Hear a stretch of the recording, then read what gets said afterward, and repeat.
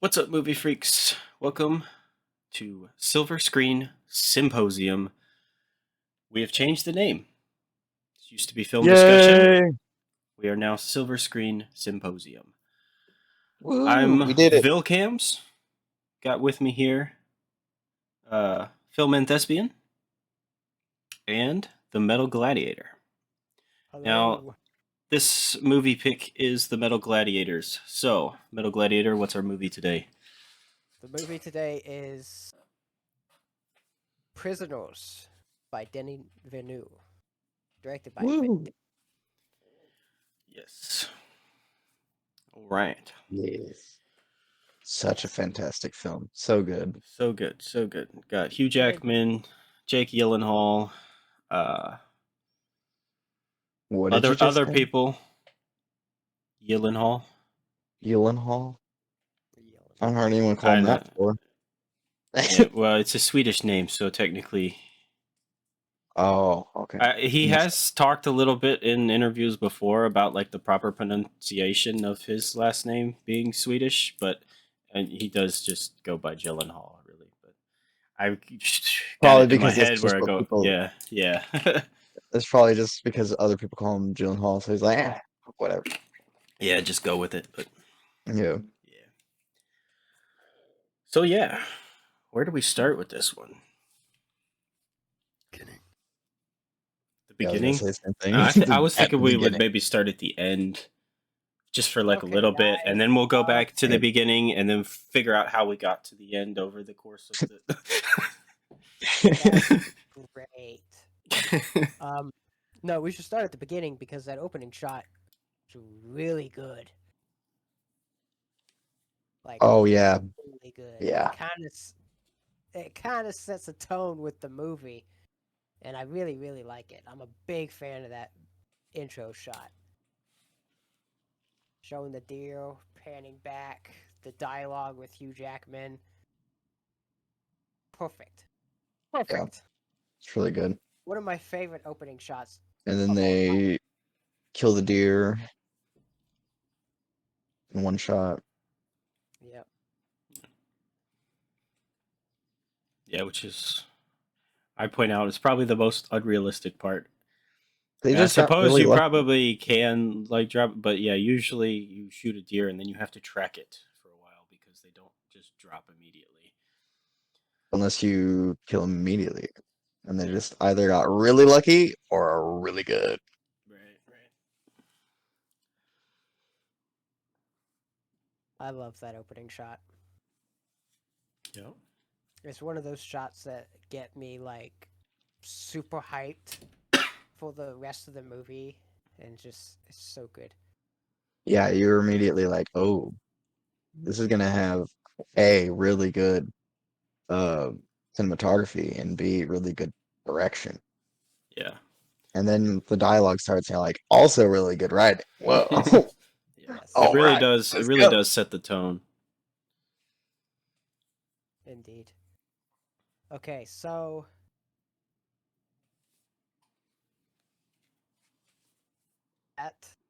since we're talking about the opening shot, let's go ahead and go into cinematography.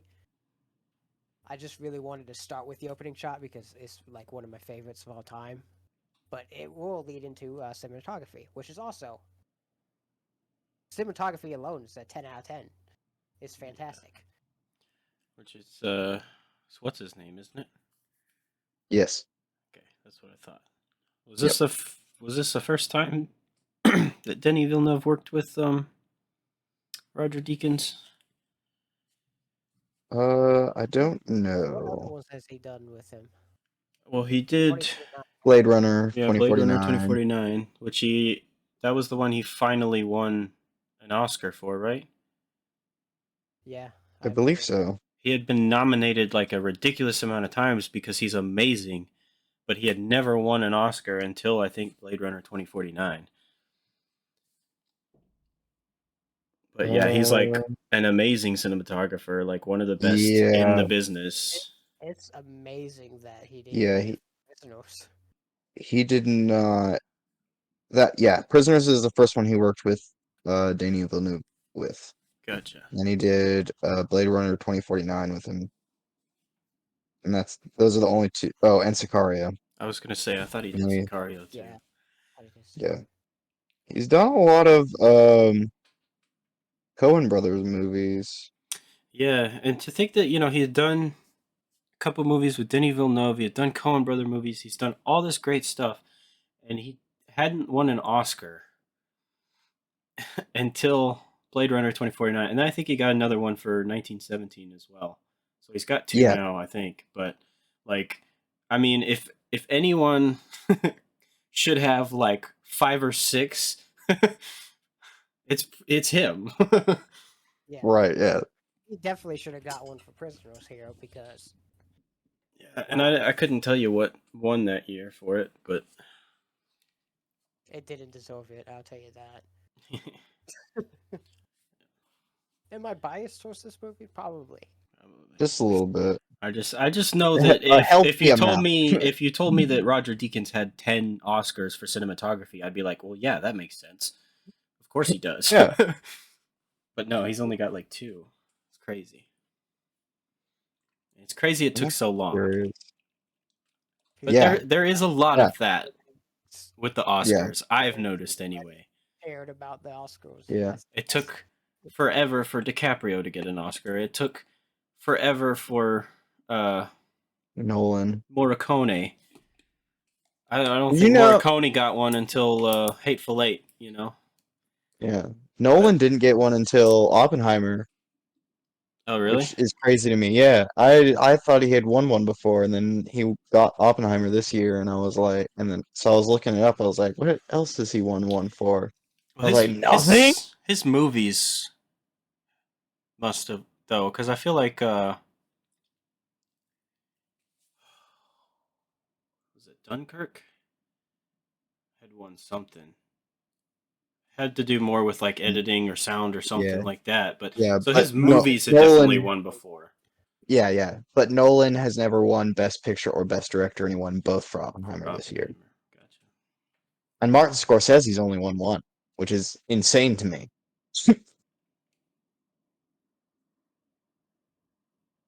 Anyway. Only one. Anyway, we got sidetracked. Sidetrack. Yeah. one Oscars of do the better. things- yeah. But that's not gonna happen. Yeah. Been waiting for that for years. One of the things I love so much about the cinematography in this movie is how intentional it is. Like, you see things in a shot or in a frame that are not focused on until near the end of the movie. Like the Yeah. necklace on the guy in the picture. Like, Mhm. you see that clear as day, but it's never focused on, never Yeah. close up until like near the end of the movie.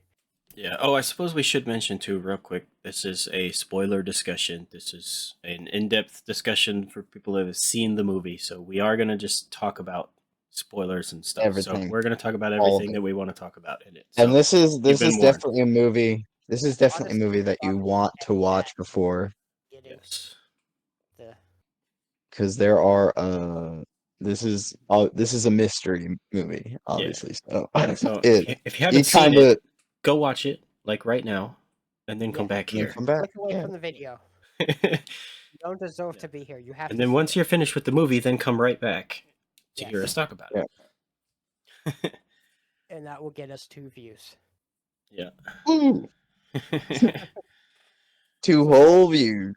But yeah, the you mentioned that picture. I really like that, and that is something that you don't pick up on your first watch because you don't know. But there is that picture with the husband Mhm. with the necklace and all. So you have no idea who this is. It's kind of out of focus. But the first time that Detective Loki is there, he's looking through. I forget the character's name, but Paul Dano's room or whatever. He's got the little toy RV and he flings it and it goes towards the picture that you couldn't fully see clearly, but when you know things later on, you know what's in the picture now. Like even being blurry, you know what's in that picture. Yeah. Yeah, That's so where you've most of got the movie that factors little foreshadowing, but again, if it's your first watch, It means nothing. It's just right. he yeah. He's flicked a just little toy car. I guess it's a cool shot. I don't know. Yeah. So That's yeah. why I say that it's so intentional. yeah, Yeah. And that's like the one Everything. specific thing for sure. Um I'm trying to think of like some other examples I can give. oh, I actually have one from around the same time. I think. I think it was when Detective Loki was there for the first time, talking to the aunt. Um, she says, "Park the RV out back. The grass doesn't grow there anymore anyway." And I believe she Right. was talking about the section that there's the giant hole in the ground, so the grass doesn't grow there. Right. But again, Mm, first time you have no idea about any of that. It's not till later when like you That's the learn at wild. the end of the movie why the grass does not grow there. yeah. And that's towards the beginning. That's like our first interaction with Yeah. that There's character. literally everything in this movie. I last time we watched it, there was like not a single time that like something happened where I was like, where you can point and be like, why did that have to be there? That was kind of unnecessary. Right. Literally everything, like stuff feels kind of unnecessary or like kind of like a throwaway a little bit, but then you get to the end of the movie and you're like, everything connected. Yeah. Like the whole thing, like with the preacher as well. Yeah. Like that feels like you focus on it for a good like 10 minutes of the movie altogether, and then they just forget about it. They don't Right. mention it ever again. Right. But like towards the end, you start to piece together why all that stuff with the preacher was important. Right. Because it honestly, it felt like a dead end. Yeah. And I think Loki thought it was a dead end for a while because Right. like he Till said he something lost his about temper and yeah, smashed his keyboard and stuff, and then noticed the picture and was like, "Oh, wait a second." yeah, Yeah. But yeah, first watch through, that does feel like, oh well, that didn't go anywhere. That was just some filler, I guess, of him investigating different stuff. But no, it's important. yeah, On the topic of cinematography, since you said like it's not seems like filler or something, the little montage of him visiting the sex offenders or whatever, those are some great shots right there. Like the one that he's questioning at the restaurant, or not really a restaurant, it's probably like some fast food place, and the window is all fogged up and everything, and it's the shots from outside looking in. So good. I love shots like that. yeah, The fog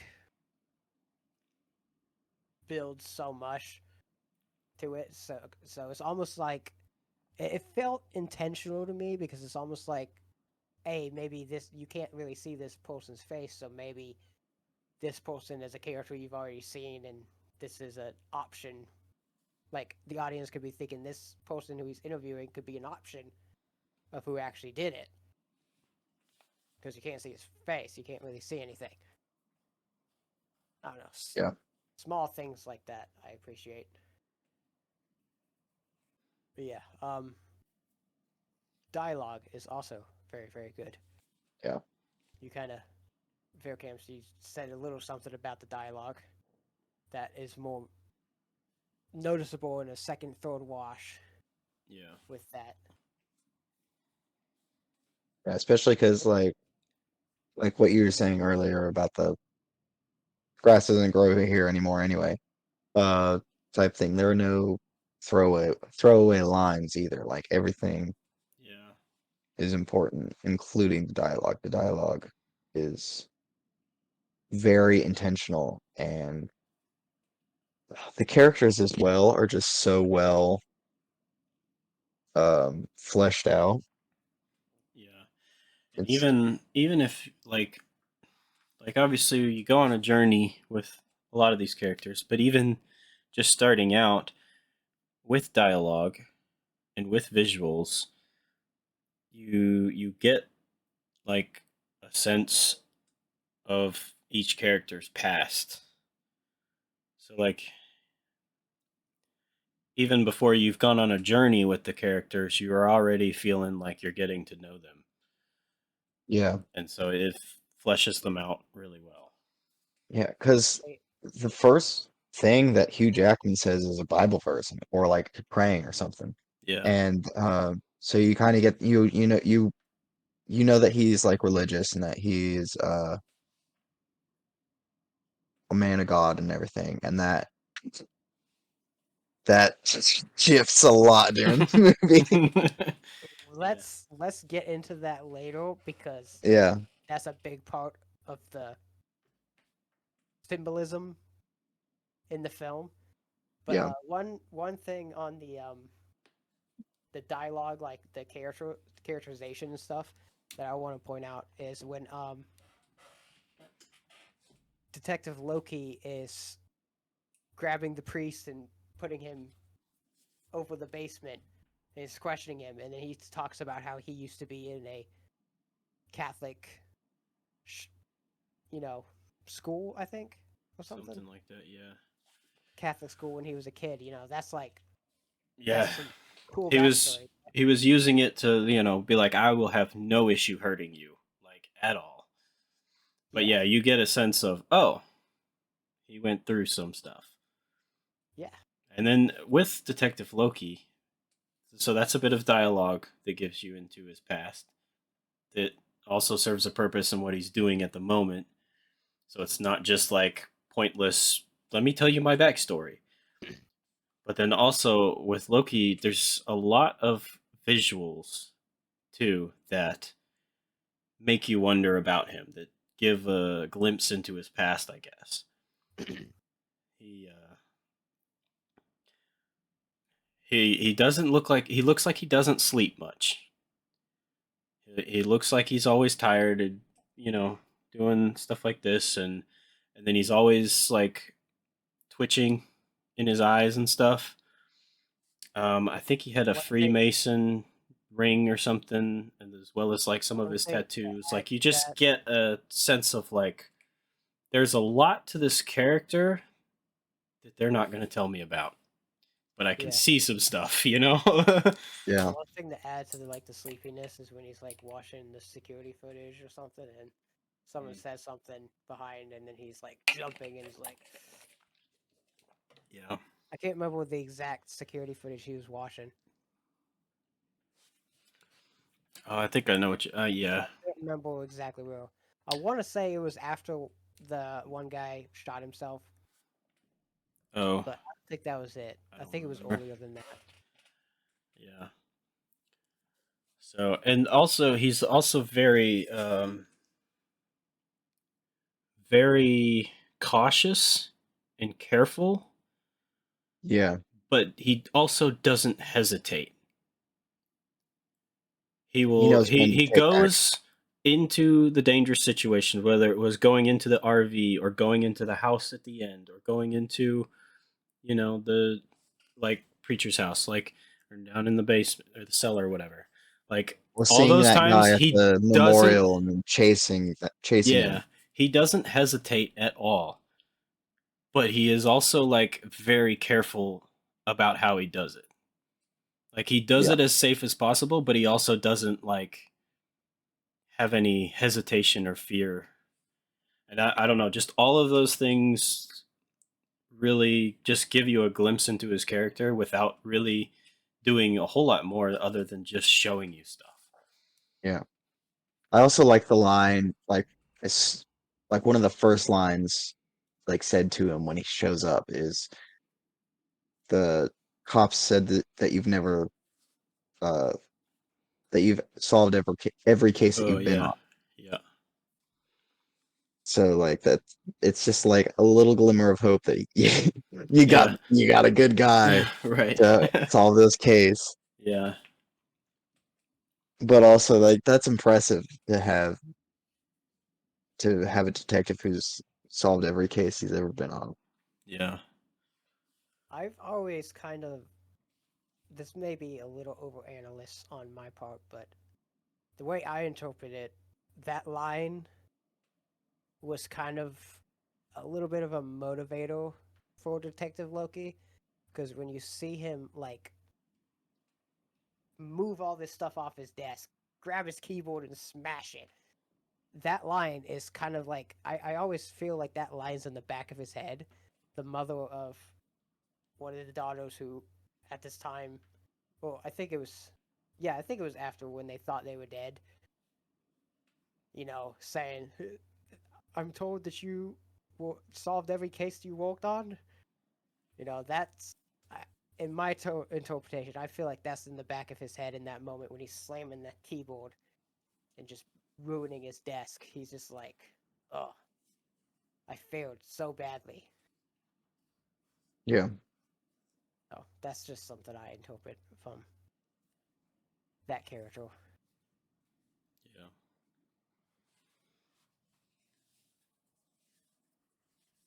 Um,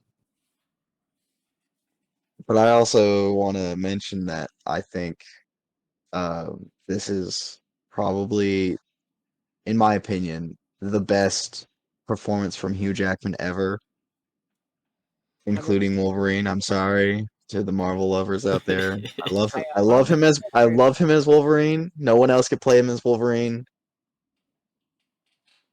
but this movie, But performance wise, yeah, performance there's not wise, as much you got to do in a Marvel movie. yeah.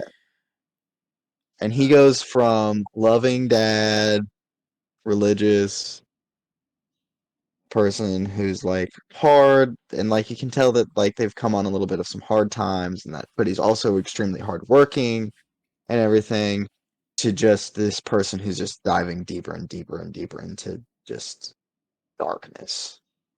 yeah. And that uh is just yeah, that's really hard to do. Yeah. And Have that shift. yeah, I something too I didn't really pick up on until one of the later watches. Not this last time, but maybe the time before that one. Um, the so his building that he catches Paul Paul Dano Daniels and or keeps him there. Sure. But the wife and stuff was trying to get him to rent that out and fix it up and whatnot. And uh, before I think I just didn't catch all of the newspaper thing or news article or whatever that it was, like because you don't see it for very long. But because I think Loki was looking at it, and it was yeah, something about it was Hugh Jackman's dad. right. The he was a prison guard or something, I think, or officer, whatever. I know what you're talking about, but I don't remember what Yeah, exactly. basically, But the I caught it story. the last time we watched it. Yeah, basically the story is that he committed suicide. Um, and then, but I think he was in that building, but also there was no note or anything. So then there was like some questions of, was it actually that, or was there some foul play? But Yeah. being that it was like in that building, Hugh Jackman's character, I don't think wants to do anything with that building or be there. And so we don't see that building or have anything in that building until he has like started to go down that dark path. Yeah. So him kind of being there kind of correlates with him shifting away from his religion, shifting down this dark path. And obviously there's a dark past there too that again you don't see unless you like catch that little Yeah, the news little article. detail. Yeah. And it was a few times before I like fully like realized what the Yeah, article it I said don't and think stuff. I caught it until the last time we watched it either, because Yeah. because it's just like it's so fast, it's really hard to read. Right. Um, but yeah, the last time we watched it, I caught it. I don't remember what it said exactly, but I do remember Yeah. reading it I and being like, remember "Oh, catching it and being like, "Oh wait, that was about Hugh Jackman's dad in this," and I was like, yeah." I didn't catch what it And then said, like, and so I was trying to yeah, like catch more of what it said the next time. and then immediately Loki like he says something, and then just like gets up and then like runs out and then goes back to that place Right. to catch him because he thinks that kind of points the focus back onto Hugh Jackman because the whole time everything's starting to kind of like look, as the audience that he's not the killer, kind of, especially because he's just going after Paul Dano's character so hard. You kind of start to be like, all right, this guy didn't do it. Yeah. Um, but Loki has no idea. Right. So he's everything's starting to kind of point towards him a little bit, and so he's kind of looking at it, but also kind of looking in other places a little bit. Then he reads that and he's like, "All right, I know it. I know what's going on," and then runs Yeah. over there. Yeah. Um, but like just misses him or something. I don't remember exactly what happens after that. Yeah. So, since we're talking about Hugh Jackman's character, I think it would be a good time to talk about some of the symbolism with what we a little bit touched on already. So the reason that this husband and wife were taking children was because they were a religious family who lost their real child, and they started to lose their faith. So I guess because of that, they started to feel like some dialogue suggests the war they rage on God or whatever. So they start to do that to try to put other parents into that position that they were under, where they were in a position that they lost their faith. So they want to put other parents into the same position of losing their faith. And Hugh Jackman goes into it deep. His character falls into it, just like probably some other ones as well.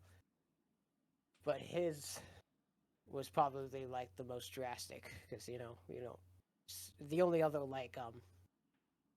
parent you see is the real mother of Alex Jones' character, which I can't remember his actual name. I think it was something different. I think it might have been like Jacob or something.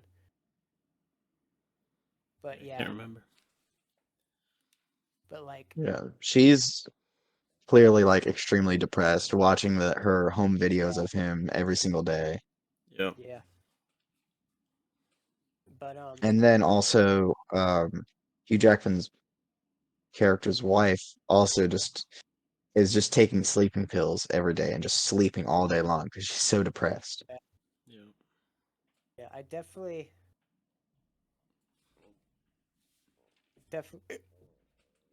jeez, holy crap, that came out of nowhere. Anyway, we'll get in. We'll talk character by character, but um, Hugh Jackman's character goes into very dark state. There's some really good moments that I really like the first time when Detective Loki shows up at his dad's building there when he's on his knees and he starts praying a little bit. There was a moment there that was kind of like he's going back and forth a little bit here. He's kind of like in that middle ground. So there's like some moments in the middle ground or whatever. I really like the interaction with him and the other father, which I'm drawing a blank on the name, when he first showed him Alex Jones after he kidnapped him. That's a great scene. I love that scene when he's talking to him. He's just like, "What did you just do? Let's take him to the police then." And he's like, "No, I heard them. They're not going to do anything. Heard them singing the same song as our daughters were singing. But the big character arc for this character isn't, to me, necessarily the fact that he goes to such a dark place from this event, which is the intention of the people who cause this event, basically. It's the fact that at the very end, there is a hint of a redemption arc with the whistle. And I really love how they utilize the whistle in the whole movie. Because at the very beginning, it almost in like the first 5 minutes, it's very hard to miss, but they mention, hey, we're going to go, can we go to our house and try to find my red whistle? And then you see it at the very end, and Hugh Jackman uses that to basically end up being found, you assume. One of my favorite scenes is the ending, which Yeah. we're talking about now because it's such an important part of Hugh Jackman's character that I have to, because it's almost like he went into such this dark arc that he's almost starting to he goes into, let me start over. He goes into such this dark arc that he is literally forced into a hole with no light source. Basically, he got shot in the leg. He is just that is his lowest. Literally a dark place. Yes, Yeah. lowest. That is his lowest. Literally the lowest and literally the darkest. Literally, literally and metaphorically. He is like practically hopeless. And then he finds that whistle, and then you hear it at the very end, and Detective Loki's like, you know, how he kind of like turns his head like three, 4 Yeah. times. You know, like, am I hearing that? Am I actually hearing that? Right. Is Yeah. it the wind? Because the wind is One whistling of too at the same time. yeah, Yeah. one of my favorite. I mean, honestly, this is one of my favorite movies of all time, anyway. But one of my favorite movie endings ever, Mm. and that has so much to do with almost like a seeing the light at the end of the tunnel for that character who is literally in a tunnel. I love it so much. But you also know that he's 100% going to jail when they pull him out of there. Yeah. He Because is. they found Paul Dano's character all tortured and everything, so they're like, Hey, there's man, not much. but There's not much they can. Right. Unless he gets some really good lawyers, um, Yeah. he's going to jail. I think But I don't think that that matters to him though either. No, Like no, no. I don't that's think so the he either. thing. like his daughter got freed and is alive. So like he was when he kidnapped Paul Dano's character, he was prepared, I think, Yeah, for any consequences because the only thing that mattered was getting his child back alive. yeah, So I think even still he would still have that redemption arc.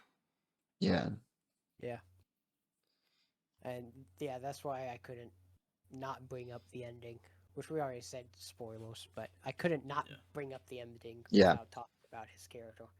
Yeah. So yeah, that's my input on his character and how like well done it is. And again, another awesome reason why this is Hugh Jackman's best performance. Some of the best scenes are him.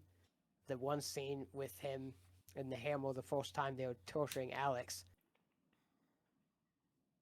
Oh my goodness, the emotional impact in that when he's slamming it and he slams it into the wall, and then all the characters are just kind of like exhausted. done.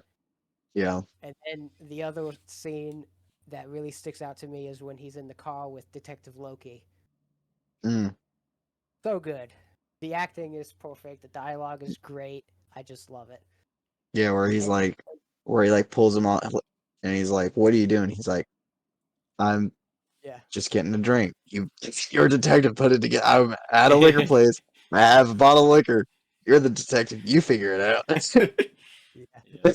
And then the way Yeah, that whole that scene. conversation just evolves into him just yelling at the top of Yeah. his lungs, and just like so much that he's like stumbling on his words, and then he just starts banging up against it. It's like you just Yeah. feel so I much think of that I think energy. part of him has Oh, there's so many layers to that scene too, because when he starts stumbling on his words a lot near the end, I'm just thinking he's trying not to let it slip that he is uh that he has Paul Dano. Yeah. He's trying so hard not to just let that slip. Yeah. Um, so he has that going on, but he's also so full of emotion and everything. And it's just, oh yeah, that scene is so good. Yeah. That it has a good like, yeah. I think that Hugh Jackman's character is kind of the highlight of that scene, but there's some character moment for Detective Loki too, because yeah, he's like pointing out, most missing children are not found after 7 days and stuff, and then Detective Loki gets very defensive. He's like, you know what? It has not been a week. It has not been a week. Like he's like still really trying. Like he's yeah, very he's still dedicated. got some hope. Yeah, And I just love how defensive he gets, and he's pointing at Hugh Jackman, and I really like that. I think that's a good yeah, character moment for both of those characters, and it's just great. Definitely one of the best scenes in the whole movie, honestly. yeah, I agree. But yeah, enough about those two. Let's talk about the other characters too, because The other characters they're, that are they're there, the highlight. It's like they're the and they main are character, the main characters, so like, right? Yeah. But I mean, the supporting cast is yeah, fantastic, just as much so. yeah, like even the kid actors are really good for One the thing, little bit that they're in it. one character I want to get into, and it's really bothering me. Okay, hold on. I'm actually gonna look it up because I can't talk about this character getting his name wrong all the time.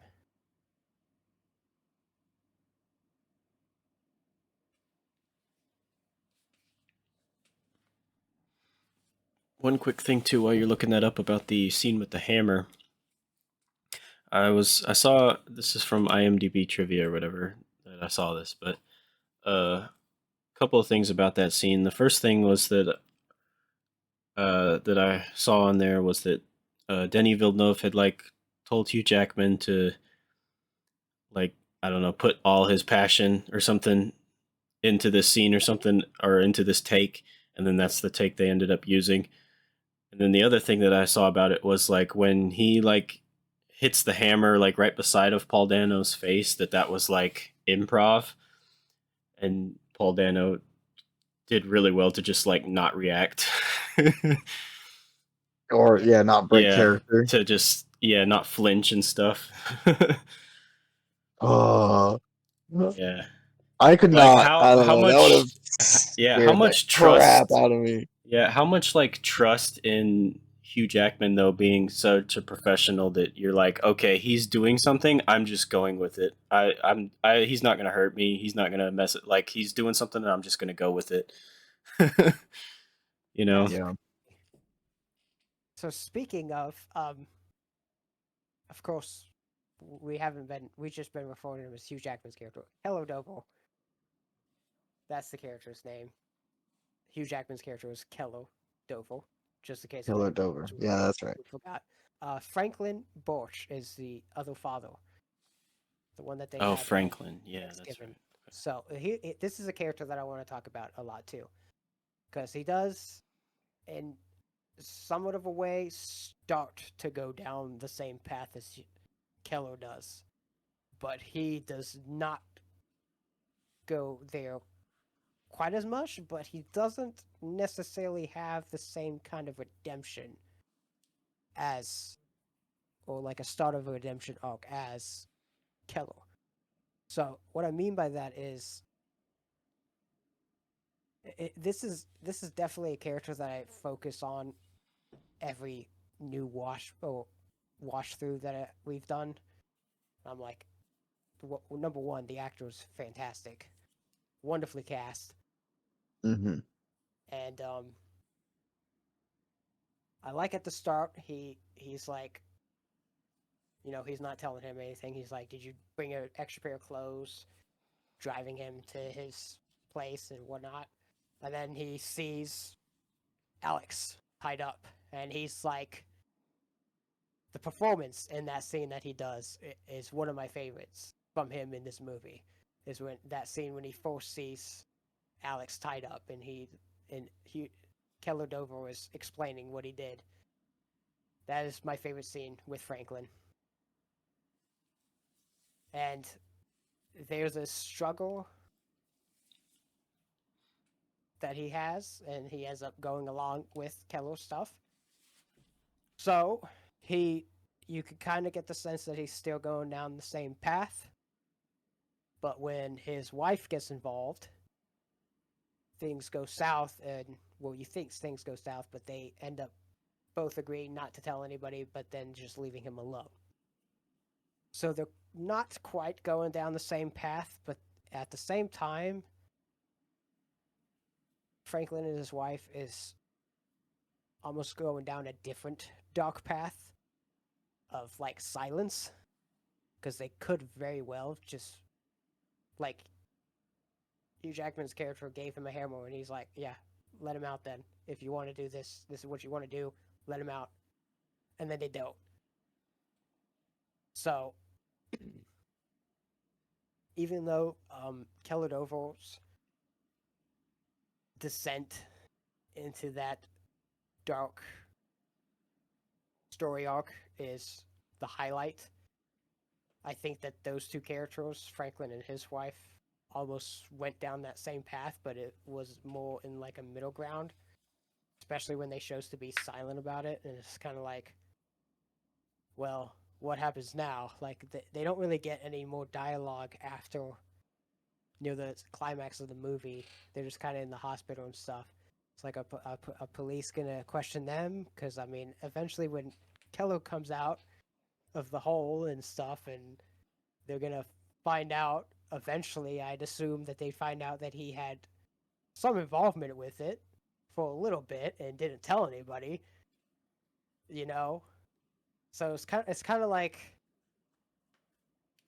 it kind of makes you kind of like think about the story after the movie, which a lot of good movies do. And I like the the topic of like those two characters, like what happens to them next. Like obviously, I don't think they'd be under the same kind of punishment as Keller Dover, because I highly doubt that Franklin did any of the punching. Obviously not on Yeah. film, but even I mean, off he's, screen. but yeah, he still helped, and yeah, Yeah, he still he might helps, get a and lighter sentence, but but I like that aspect of the the story of like losing your faith and everything. So it's like they kind of still did lose their faith, but they didn't quite go on the same path as Keller. I didn't quite go to the extremes. And I like that. I like that. And I don't. I feel like it's almost a part of the movie that doesn't get recognized enough. Because I really like his character, and I really like the actor who plays him. And it's just every scene with him in it is just great. He definitely my favorite supporting cast member. Yeah. Definitely my favorite, aside from the two main characters.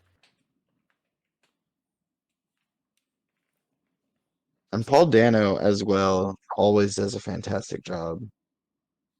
He's a fantastic actor, and I always love watching him in anything. Yeah. Um, but yeah, in this movie, he does a really good job playing a character who has like the what do they say, the mind of an 8-year-old or something like that. Right. I Something like Yeah, that. Yeah. 6 year old So, or and something. literally, he's like, all that comes from, what happened to him. yeah, At the start of the movie, you just think something's wrong with him. yeah. He's He's like just, mentally yeah, just a challenged or something. psychopath, and got all these mental issues. Turns out he was kidnapped as a child, Yeah, and probably at, like, kept by his yeah, kidnappers to think that they're his, you know, So to who think knows that what they're went his down? right. family. So yeah, Yeah, obviously he's messed up, but he's messed up because of all this crazy trauma that has happened to him. And he does do a really good job with that. yeah, For sure. Definitely another of my favorite. I was like, I already said Franklin was my favorite supporting character, but then it's like, yeah, well, Alex Jones is kind of one of my favorites too. Yeah. And yeah, the other guy too, and I don't remember the actor's name, but he's in yeah, a couple of Denis Villeneuve movies. He yeah. also does a really good job at being seeming like this weird, creepy psychopath person that might be the one that actually turns out was just a kid who was also Was this another kid who, kidnapped, yeah, but he happened to, get away. David, uh, Das, Dastmalchian? I don't know. Hmm. Got a Yeah, tough name. But yeah, yeah. he's He really was good in, too. yeah, he was in Dune, and Blade Runner 2049. yeah. Uh, I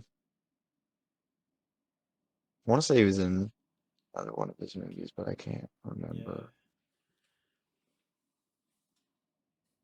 I really I like haven't his. seen him in like a really, really big part, but every little part that he has, he's really good.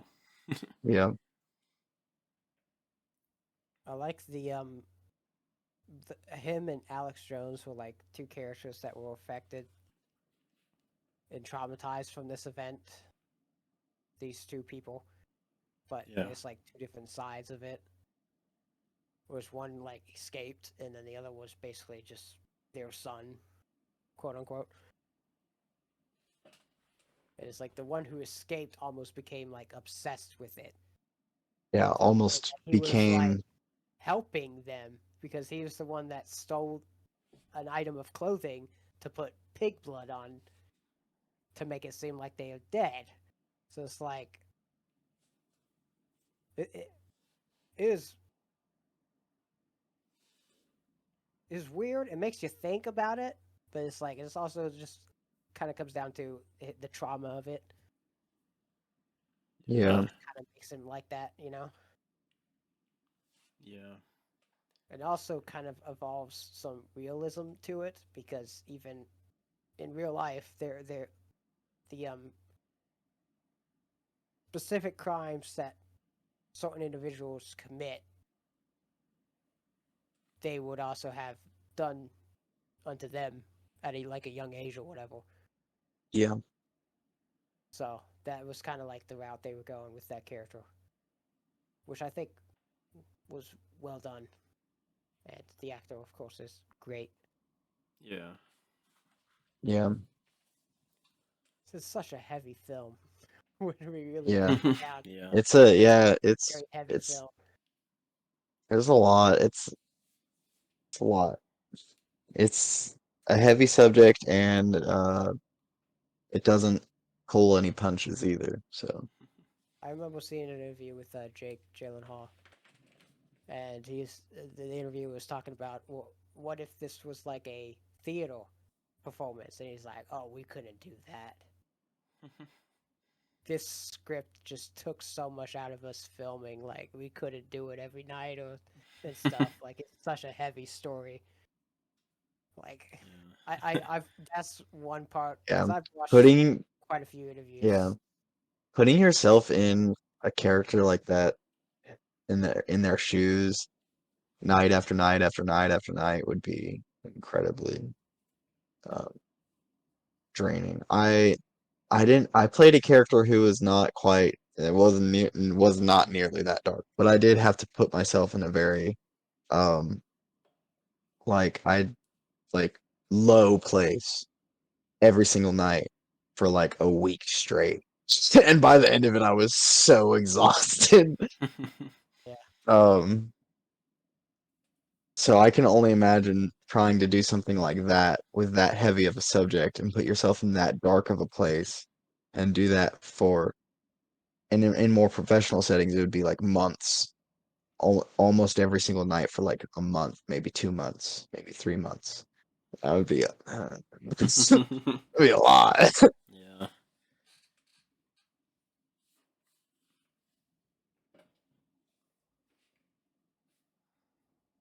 Yeah, a lot of great characters.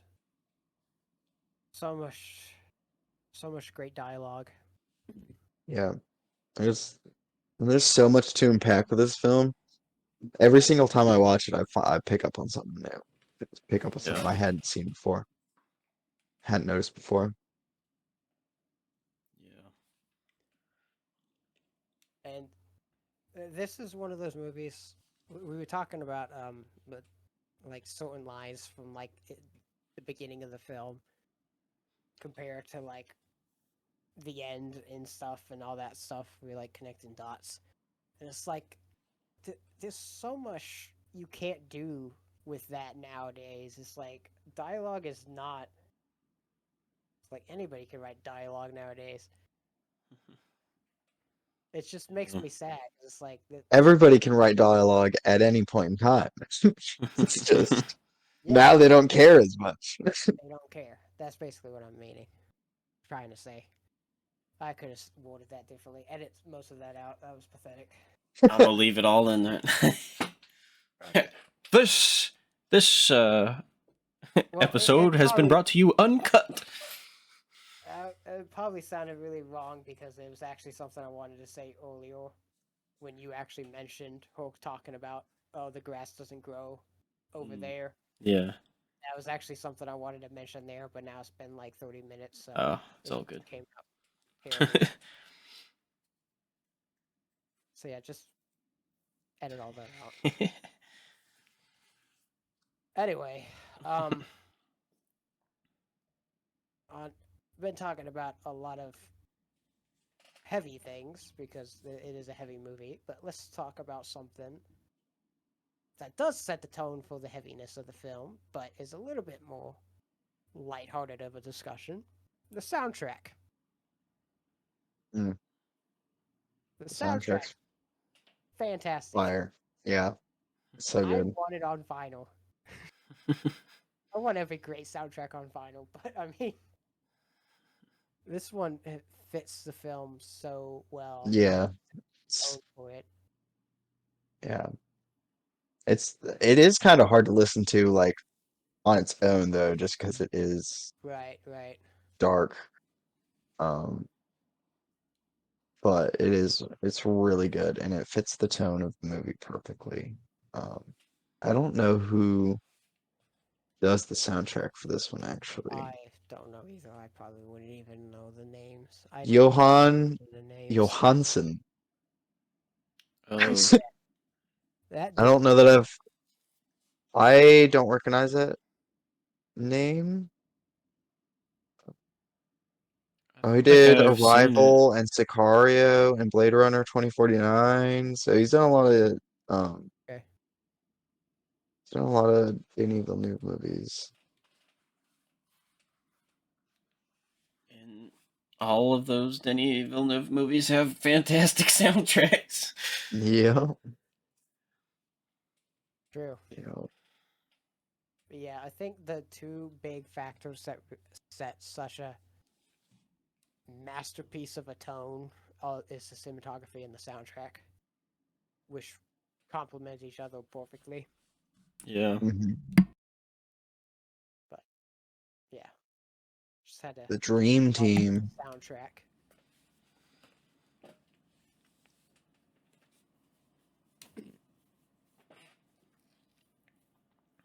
So I don't know how much of a Excuse me. segment we want to make of this, but I saw a video about it, and it's pretty obvious in the film too. But I can't remember all the specifics, but there's like symbolisms of trees. Would he focus on trees in a Mm. shot? The first one is like really obvious. It's just before basically they find out that the girls are missing near the beginning, and it's outside. Oh yeah. It's like very focused, and then of course, like the ending, and there's probably some other instances, but that one's the big one, and then the ending when it's the shot of the back of Detective Loki's head, and then all these branches above him, or in the distance, and whatever. But yeah, just wanted to mention that, and if you guys have any thoughts, I can't remember what that video went into, and I can't really remember any specifics on the symbolism on it, but Definitely noticed those shots, and they're fantastic shots and all. But I don't really know about like the symbolism behind that.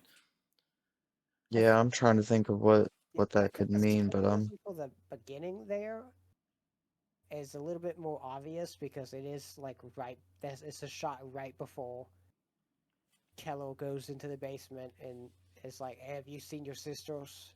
Like it's Right. right before all that stuff. So I think that one's kind of obvious. Where it's like, and the soundtrack's starting to become like very somber Mm. when it's been like this two families, two good friends, families and stuff getting together for Thanksgiving, and then you're outside all of a sudden have this shot of this tree, and then the soundtrack just becomes eerie.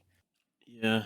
I think that was kind of a little bit more obvious, but It reminds me too of another film that we've done here in our discussions. Our first episode, actually, The Witch. You get a lot of shots of the woods right before the baby is taken.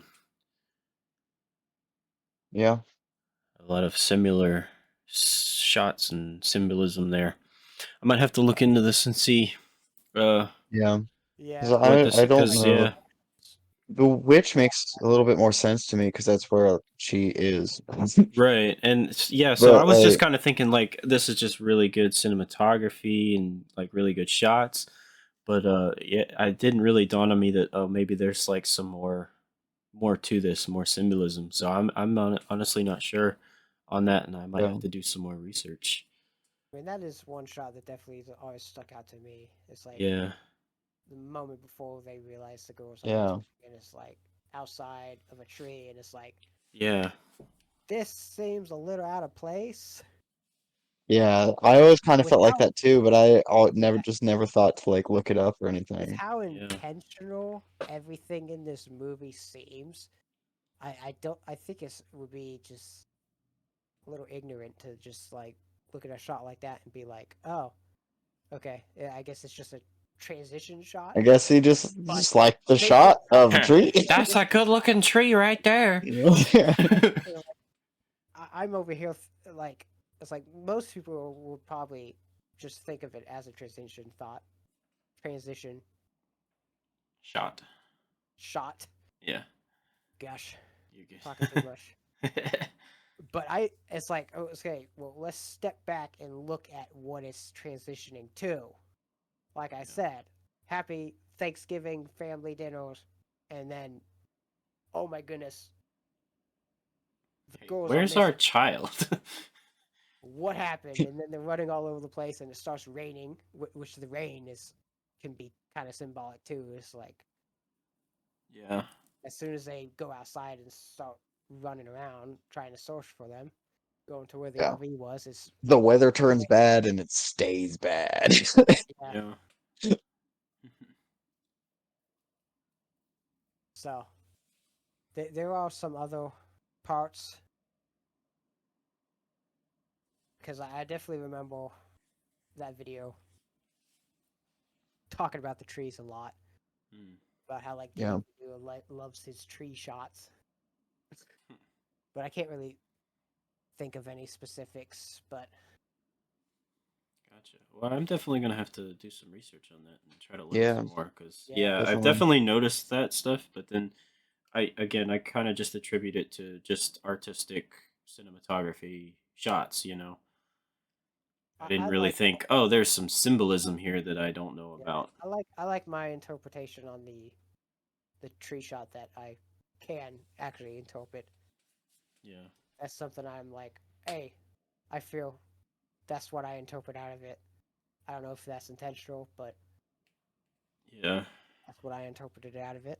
But I don't really have an interpretation on the other ones, Yeah. you know? Yeah. So I know there was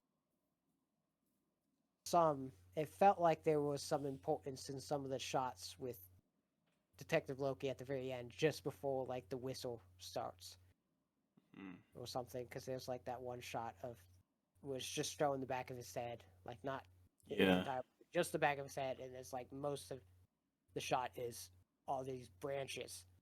So Yeah. it's like, yeah, Yeah. Hmm.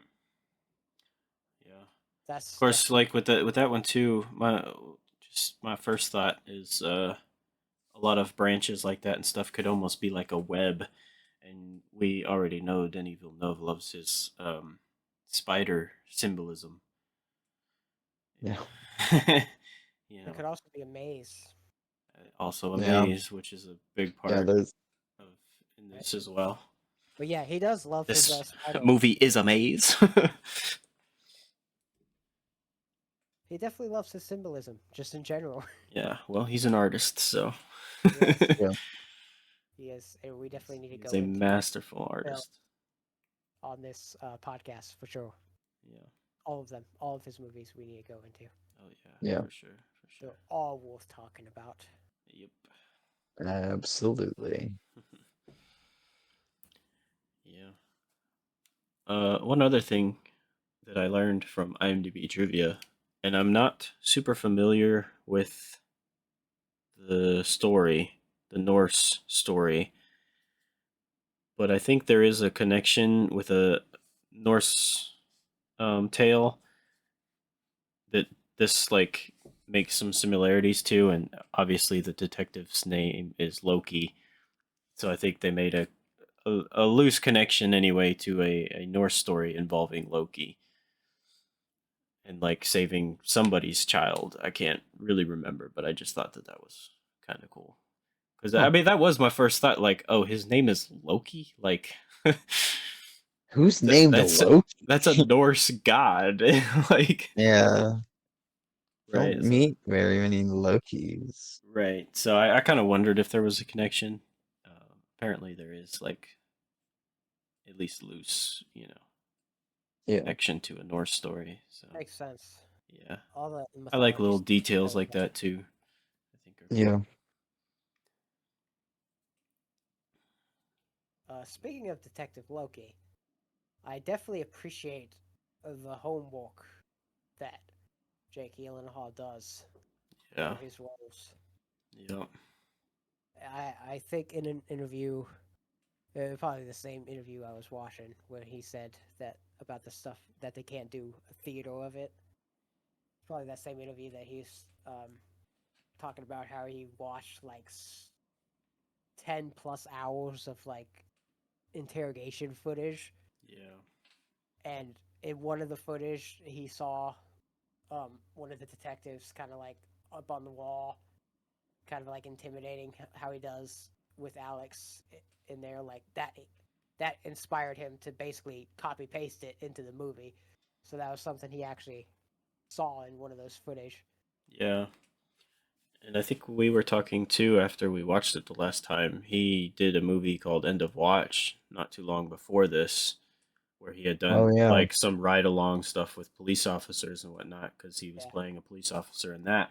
So I assume that some of that homework for that role rolled over into, obviously he's not a officer, but he's a detective, so he's still got to, do some of the yeah. same stuff, know some of the same things, and His gun was when he's clearing the house and stuff. His gun movements were very well done. yeah, yeah, Appreciate that. yeah. I like that he, like you just did there, like he kind of keeps it close to his face instead of you see these movies where they've got it all the way out here, and it's like, okay, as soon as you clear a corner or something, they're gonna see your gun, and they know you're coming before you have a chance to see them. It's like that is Yeah. not how you do it at all. They can grab your gun, grab your arm, or just wait for you to come out and just Yeah, bam. they've got the jump on you at that point. So yeah, Yeah. he does this very well, and I think too a lot of the I think I read too that a lot of the things I was mentioning earlier, his twitching and the way that he just acts was a lot of his input into the character. It wasn't necessarily written down that he has an eye twitch and he has these tattoos and he has a Freemason thing. Like he kind of put that Yeah. into his character. So that being the case, he's adding a lot to the character that we actually never learn about, other than just seeing stuff and wondering Yeah. about his Well, past. yeah. He has his whole character fleshed out so that way he can, yeah, it's Yeah. So, really good. It's Really to masterful. put something together just now. You mentioned eye twitching. mhm. What happens at the end of the movie? He gets shot. A bullet grazes right above his eye, and blood is seeping down his eye. Yeah. I just put that together, like just now. That's really cool. Mhm. I don't know if that was intentional on his part, but that's really cool. Also, so I looked it up. This is just a conversation like an hour ago. But so the 2014 Oscars, Prisoners was nominated for Best Cinematography, but it lost to Gravity. Oh yeah, Oh, I forgot that's that was right. it. Yeah. Everything I was seeing about that was like, okay, this is BS. Like everyone I was seeing was like, Gravity is not that good cinematography wise. It's Doesn't look Like, fine. It's not Prisoners. yeah. In general, that I haven't seen that movie, but from everyone that I've seen I who have is like seen a it. film buff has been like, it was overhyped. Like it's nothing super special. It's just okay. Yeah. I watched it once, and I remember when I watched it, I was like, that was pretty good. Um, I don't think it's as bad as some people are saying, but I also don't Yeah. think it's as good as some people are saying. Right. But then as I've gotten like further and further away from it, I'm just like, I forget that movie even exists. Right. And then every time I do remember, I'm like, I have there's like no like Desire to watch it again. desire to watch it again. I'm like, I've Yeah, that's never kind of the vibe seen that I've gotten from people talking about it. And yeah, you kind of forget about it, and then someone mentions it, and you're like, oh, yeah, they were hyping that up like it was the greatest movie ever that year. yeah, I definitely remember that. Yeah. yeah. And then, but so you've only seen that one once and have no desire to watch it again. And how many times have you watched Prisoners now? Three? And that's not, it's not going to stay at three. You're going to No, watch it no, no. again.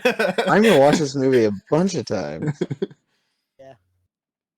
Yeah. I'm It's curious kind of what rated one like an best. average film, just in general. Yeah. Um, That was 2014, you said? yeah, Gravity won Best Director too, Hmm. but Denis Villeneuve was not nominated for that one, so that's fine. But it lost.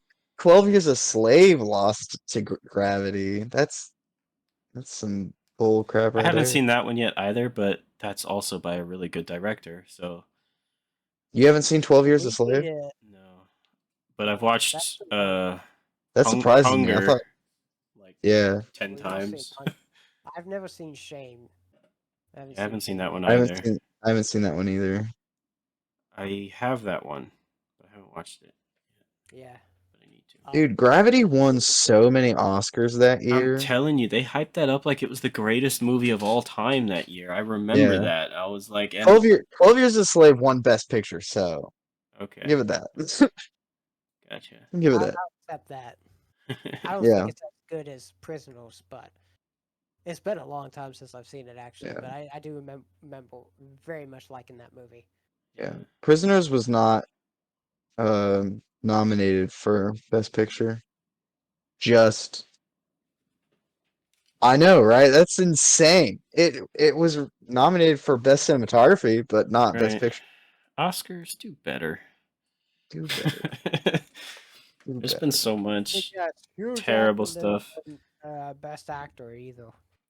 Yeah. It was Matthew McConaughey for Dallas Buyers Club. I don't think he was nominated for that either. It's crazy. I mean, yeah. Yeah, the Oscars can be so hit or miss Yeah. with their stuff. I feel like. Leonardo DiCaprio was nominated for that. And Chiwetel for 12 Years a Slave. Hmm. Hmm. I haven't seen Dallas Buyers Club, so I cannot say Haven't seen whether or it not either. Matthew McConaughey should have I saw deserved it. that over That those was two, another but one that was really hyped Okay. up that year, so I didn't see it either. I tend to not see movies when they get so hyped up like that because I'm like, Me too. everyone's yeah, talking like this Like is the greatest thing ever, and it's probably just mid. yeah. I, even And it's usually those that win too. Yeah, yeah. it's honestly, I'm surprised that Barbie didn't win everything it was nominated for this year. Because of that, I was Yeah, like, it shouldn't win all this stuff. Like it's fine, but it shouldn't win all this stuff. But it's yeah, going to. So I was pleasantly surprised that Oppenheimer and yeah, Poor Things did so well at the yeah. awards Those were this my year. top two, as Oppenheimer and Poor Things Yeah, this year. much more deserving. Yeah. I don't think I've seen a single movie at least in Well, we 2025. have Oppenheimer and Poor Things on Blu-ray now, so you can watch the best two movies from. We need to talk about those movies too. Yeah. I guess Yeah. we got a lot of movies to do, but hopefully we I could know. be more consistent. Edit this out. Final thoughts of the movie. Highly, highly recommend it. It is a warning. It is a heavy, heavy film.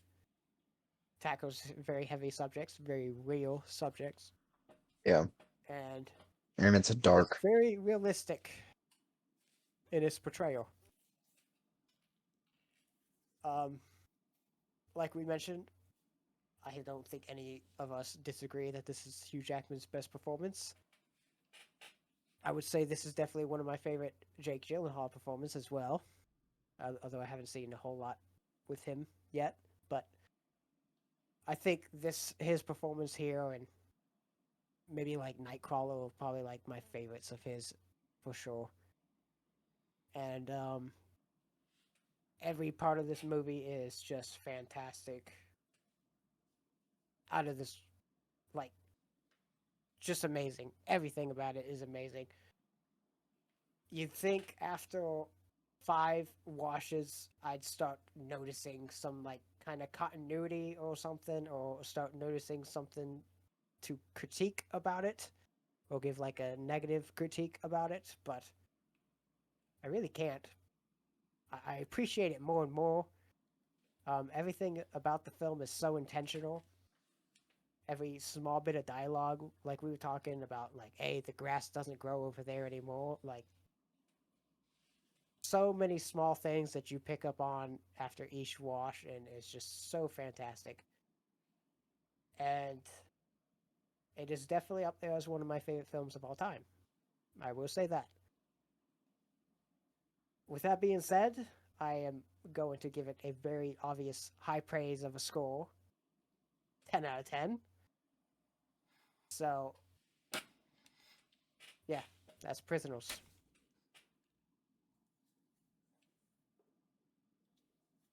All Nice. right, cool. Um, I am surprised you gave it a 10 out of 10, honestly. This movie sucks and I hate it. It's probably my least favorite movie of all time. Um, none of it, it's I'm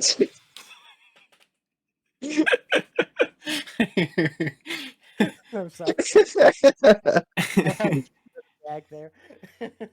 um, wait, wait. Okay. Yo.